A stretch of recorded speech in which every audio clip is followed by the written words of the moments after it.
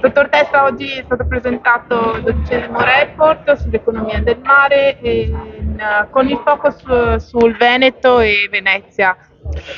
Come la vede questa economia in questo importante salone? Allora, intanto il 12° rapporto a livello nazionale, ma anche quello Veneto ci dice e ci conferma insomma una linea che è un'economia in forte crescita, un'economia resiliente che continua a crescere nonostante le guerre, nonostante la pandemia, insomma, nonostante le frizioni ad esempio che ci sono state nel Golfo.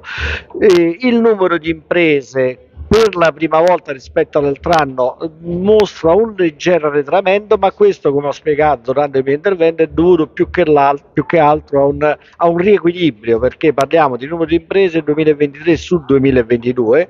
Il 2022, 2022, 2022 sono stati 2 anni che hanno riempito il vuoto fatto dalla pandemia, quindi è chiaro che si va a ristabilizzare, ma se noi poi andiamo a vedere il dato nei 4 anni, 2019 e 2023, anche lì vediamo che invece è un numero di imprese che cresce. Vi è una forte presenza di imprenditori stranieri anche nel Veneto, oltre che a livello nazionale, diminuiscono leggermente i giovani, ma diciamo sono compensati dall'arrivo di nuovi imprenditori stranieri, quindi anche questo è un dato che ci fa sperare in un futuro sempre più roseo. Un valore aggiunto, una ricchezza creata che cresce moltissimo a livello nazionale, ormai tra valore aggiunto diretto e indiretto siamo sui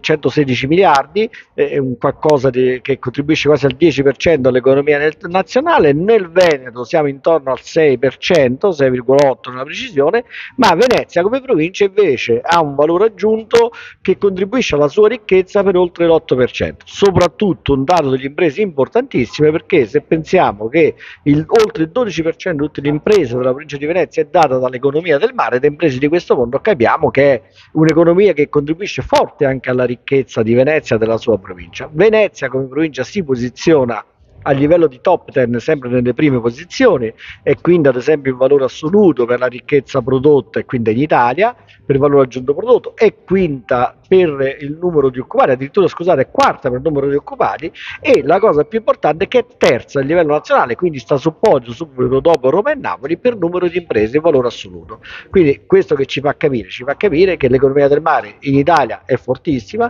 ormai è abbiamo tutti compreso l'importanza che contribuisce forte alla ricchezza nazionale e che a Venezia lo è ancora di più.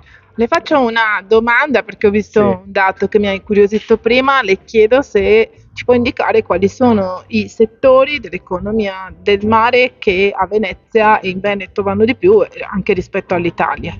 Beh, è immaginabile intanto che il turismo, quando noi parliamo di turismo parliamo di 2 delle 7 filiere, parliamo di quella ricreativa e dell'alloggio e ristorazione. Come potremmo immaginare, insomma, è una delle più grosse, ma anche la filiera ittica. Quando parliamo di filiera ittica non solo il pescato, l'ha detto anche il governatore Zaia nella sua lettera che ci ha inviato, insomma è una filiera molto importante per il Veneto e lo è ancora di più per Venezia.